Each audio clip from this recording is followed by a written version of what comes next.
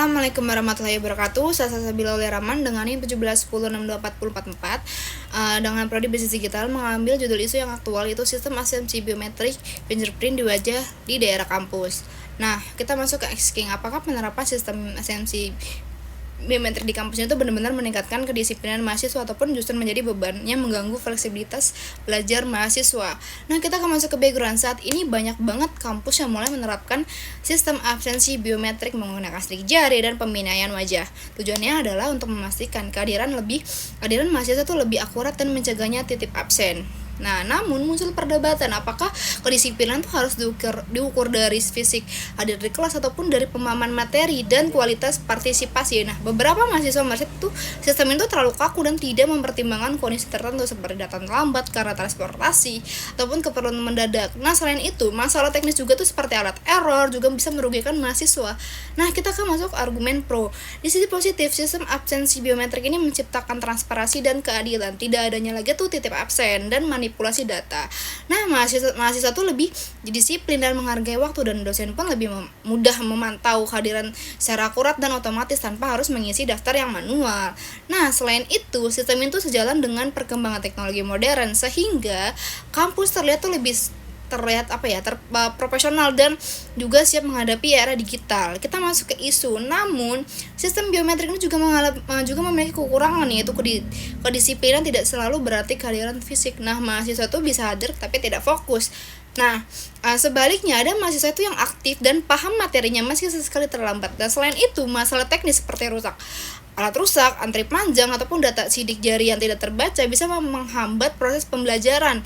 Bahkan beberapa pihak tuh merasa biometrik itu melanggar privasi karena data biologis mahasiswa pun direkam dan disimpan.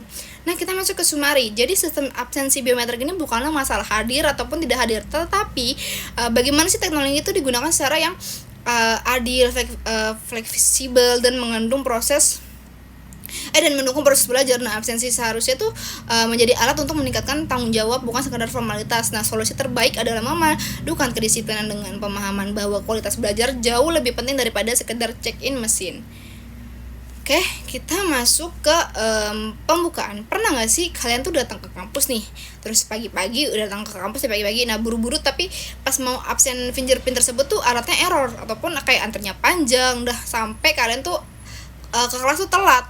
Nah, pasti bakalan kesel banget, nah, ya kan? Nah, sekarang tuh banyak banget kampus yang pakai absensi fingerprint biometrik ini karena katanya sih biar disiplin. Dan apa bener sih menurut kalian tuh cara ini yang paling efektif? Nah, kita masuk ke isi. Nah, sebagai mahasiswa, saya paham tujuan dari sistem ini tuh adalah banyak kasus yang titip absen dan bikin aturan tuh jadi tidak adil. Tetapi dengan biometrik ini, jadi tuh data itu lebih akurat dan gak bisa dimanipulasi. Bahkan menurut laporan Kemendikbud 2023, penggunaan biometrik itu mampu menurunkan kasus titip absen hingga 80%. Dan saya juga melihat tuh realita itu di lapangan tuh mahasiswa itu tetap hadir tetapi tidak fokus.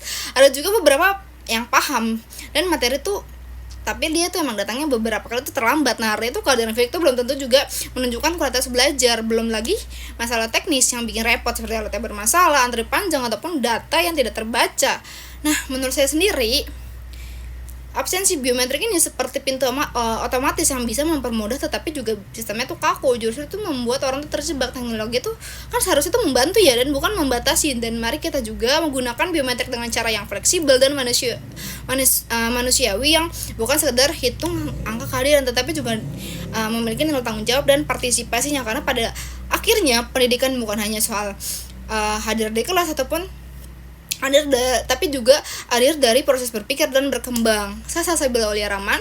Saya percaya bahwa teknologi itu akan berdampak baik jika dipadukan dengan empati dan kebijaksanaan yang bijak. Nah, sekian dari saya. Terima kasih.